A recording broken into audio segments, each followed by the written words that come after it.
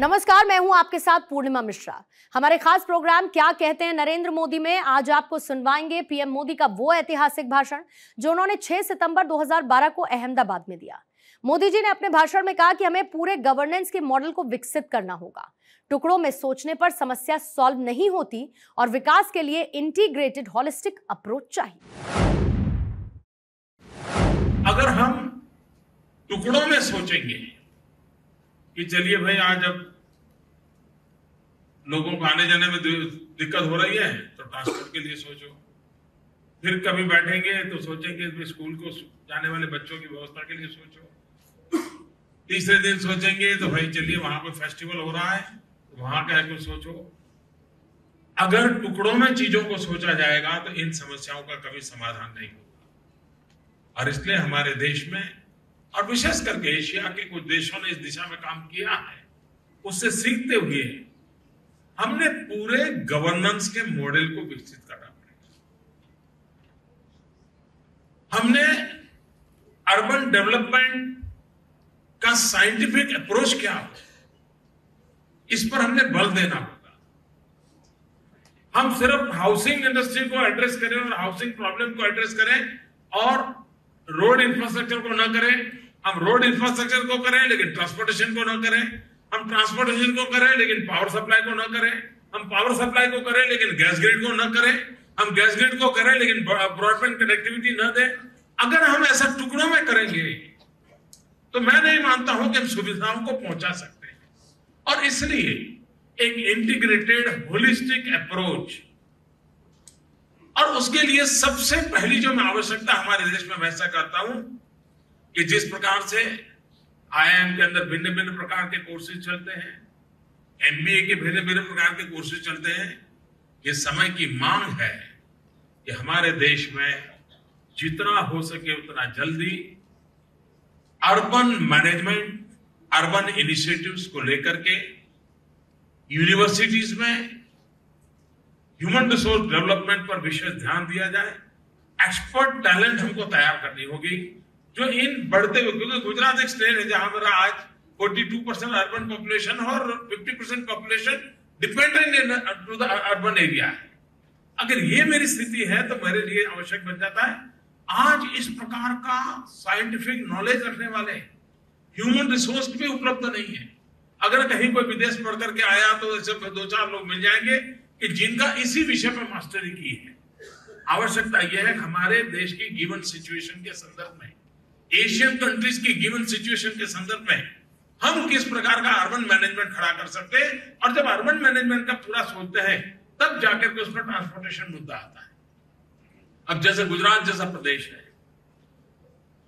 बीआरटीए में हम सफल हुए और कभी कभी मुझे लगता है कि हम बीआरटीए में सफल सिर्फ होते तो दुनिया का ध्यान नहीं जाता।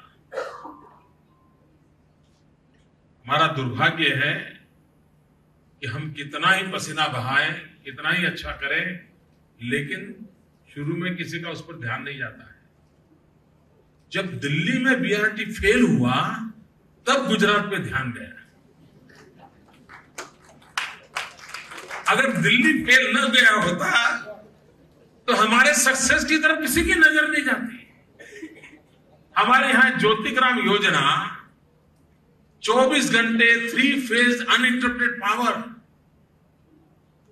गुजरात के अंदर पिछले 5-6 साल से हम सप्लाई कर रहे हैं, सक्सेसफुली कर रहे हैं, लेकिन देश का कभी ध्यान नहीं गया। लेकिन अभी थोड़े दिन पहले जब पूरा हिंदुस्तान अंधेरे में फंस गया, 19 राज्य अंधेरे में फंस गए, तब लोगों को गुजरात का उजाला दिखाई दिया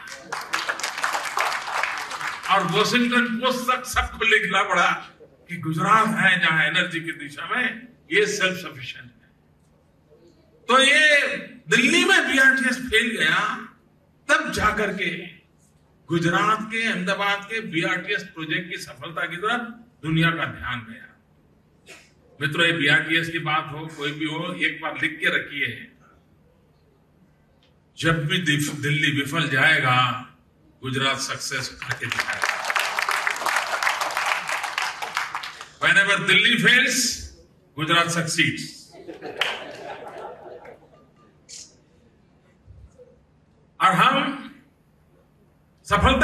में सफलता की और लोगों को ले जाने के पक्ष में है। अब हम BRTS पर रुकने के मूड में नहीं है और ट्रांसपोर्टेशन सिस्टम की ओर आगे बढ़ना चाहते हैं।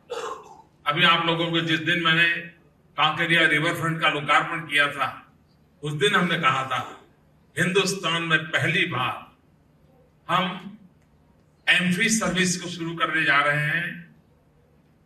साबरमती रिवर फ्रंट के अंदर जो कि नर्मदा का पानी बहा है, अब उसमें हम उस ट्रांसपोर्टेशन को मोड को ला रहे हैं कि जिसमें बस पानी में चलेगी और जहां पानी पूरा हो जाएगा फिर वो जमीन पर दौड़ने लगेगी। हमने नई नई व्यवस्थाओं का उपयोग करना होगा। अब गुजरात के पास 1600 किलोमीटर कोस्ट लाइन है, लेकिन अभी तक ट्रांसपोर्टेशन के लिए भी ये 1600 किलोमीटर कोस्ट लाइन का उपयोग होना चाहिए, इस पर ध्यान नहीं दिया गया।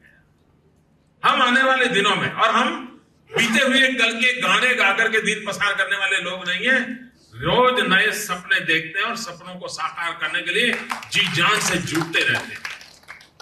1600 kilometre coastline within state हमारा पूरा ट्रांसपोर्टेशन मोड क्यों न बने? सारा हमारा जो बर्डन आज है उसको कितना % हम रिड्यूस कर सकते हैं?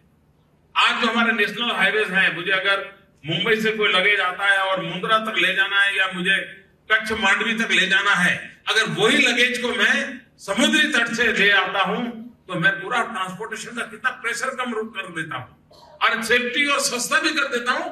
एनर्जी सेविंग का भी काम कर सकता हूं, एनर्जी सेविंग का भी काम कर सकता हूं। और इसलिए हम 1600 किलोमीटर कोस्ट लाइन पर अभी इंफ्रास्ट्रक्चर खड़ा कर रहे हैं। मुझे याद है, मैं जब छोटा था, स्कूल में पढ़ता था, अखबार पढ़ने का आदत है, तो हर मुख्यमंत्री या मंत्री के मुंह से एक बात हम बचपन में पढ़ा करते थे, सुना करते थे कि गोगा दहेज फेरी सर्विस। मैं मुख्यमंत्री बना तो मैंने लोगों से सवाल पूछा कि भाई ये मैं बचपन से सुनता पढ़ता आया हूं, इसका हुआ क्या?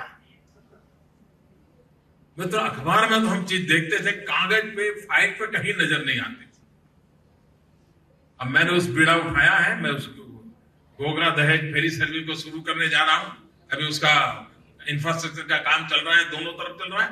अब ये एक नया ट्रांसपोर्टेशन का मोड होगा। 100 से अधिक व्हीकल उसके अंदर आ जाएंगे, 1000 से अधिक पैसेंजर आ जाएंगे।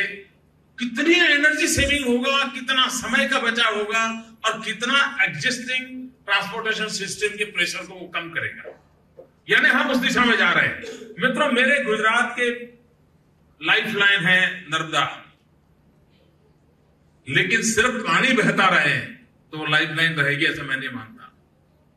मैंने कुछ लोगों को अभ्यास करने में लगाया है कि गुजरात के हार्ट में से निकलने वाली 500 किलोमीटर का कैनाल है, मेन कैनाल, क्या उसके अंदर हम ट्रांसपोर्टेशन की व्यवस्थाओं को विकसित कर सकते हैं? लोगों को फंड भी मिल जाएगा, प्रेशर भी कम होगा और कम से कम लगेज तो ले जा सकते हैं। छोटे से पानी से 1 फुट ऊंचे ऐसे बुल बने तो कहीं पर भी ब्रिज आता होगा, नाले के नीचे से निकलना होगा, तो भी वो 500 किलोमीटर लॉन्ग, यानी जो काम करने के लिए अरबों खरबों रुपए 500 किलोमीटर रोड बनाने के लिए लग जाएगा, वो आज वाटरवे ट्रांसपोर्ट सिस्टम से हो सकता है क्या? हम इसको कैसे आगे बढ़ाएं? मेट्रो ट्रेन अहमदाबाद में, सूरत में, बड़ौदा में मेट्रो ट्रेन की दिशा में आगे बढ़ रहे हैं। लेकिन अगर सूरत का मेट्रो ट्रेन का मॉडल एक होगा, बड़ौदा का मेट्रो ट्रेन का एक होगा, अहमदाबाद का मेट्रो ट्रेन का एक मॉडल होगा, तो ये बिखरी हुई अवस्था हमें मंजूर नहीं है। और इसलिए हिंदुस्तान में Gujarat will be the first state जो हम आने वाले दिनों में मल्टीमोड एफोर्डेबल ट्रांसपोर्ट अथॉरिटी का निर्माण करने वाले हैं। एक अम्ब्रेला के नीचे गुजरात के सभी शहरों में इंटर सिटी के लिए, इवन जो हमारे नए स्पेशल इन्वेस्टमेंट रीजन बन रहे हैं वहां पर ये मल्टीमोड एफोर्डेबल, इस काम को करने के लिए एक सेपरेट ट्रांसपोर्ट अथॉरिटी बनाएंगे और शॉर्ट फॉर्म होगा उसका MATA, माता। और माता शब्द आते ही मिलता है सुविधा ही सुविधा मिलती है जहां माता शब्द होता है।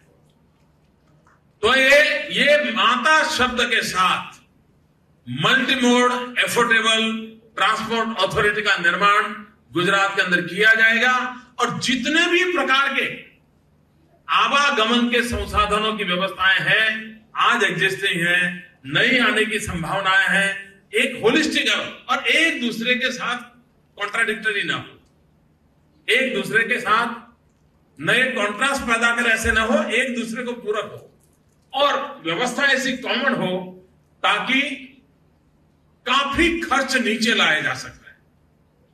अगर सूरत का एक मोड है, अहमदाबाद का दूसरा मोड है, तो दोनों का सप्लाई करने वाली टीमें अलग बन जाएगी, खर्च ज्यादा हो जाएगा। लेकिन अगर मार्केट कॉमन पैदा किया जाए तो मैन्युफैक्चरिंग भी कॉमन होगा, तो उसके कारण उसकी कॉस्ट नीचे लाने में भी बहुत सुविधा होगी और उस दिशा में काम करने का हम प्रयास कर रहे हैं। मित्रों, जो लोग गुजरात की विकास यात्रा को देखते हैं, मैं जानता हूं स्वस्थता पूर्वक बारीकियों से चीजों का एनालिसिस करने का स्वभाव समाज में कम होता जा रहा है। अध्ययन करके चीजों का मूल्यांकन करने की आदत कम होती जा रही है और इसलिए बहुत से अच्छे इनिशिएटिव होते हैं जिस पर किसी का ध्यान जाता नहीं। क्या कारण होगा कि बीआरटीए का नाम, उस मार्ग का नाम हमने जनमार्ग रखा हो?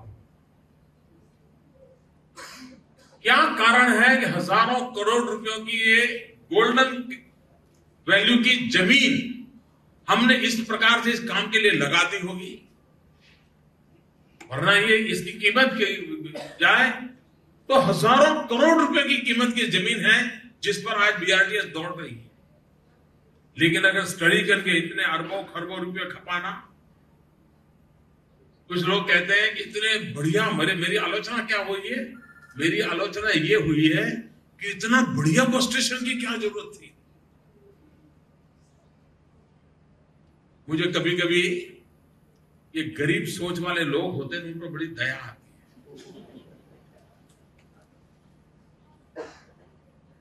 सामान्य मानवी के लिए अगर अच्छी सुविधा होती है तो लोगों के आंख में चुभने लगती है, लेकिन अरबों खरबों का एयरपोर्ट बन जाता है तो लोगों की आंख में नहीं चुभती। एयरपोर्ट अच्छा क्यों बना, कोई सवाल नहीं पूछता है, लेकिन बस स्टेशन अच्छा क्यों बना, हमें सवाल पूछा जा रहा है। क्या सामान्य मानवी के लिए अच्छी सुविधा नहीं होनी चाहिए? हमें इसके लिए क्वेश्चन किया जाता है। और ये कुछ लोगों की मानसिक दरिद्रता होती है। और मुझे एक कथा बराबर याद रहती है, बहुत सालों पहले की घटना है और सत्य घटना है। मैं महसाना के प्लेटफॉर्म पे खड़ा था और वहां पर भीख मांगने वाला एक इंसान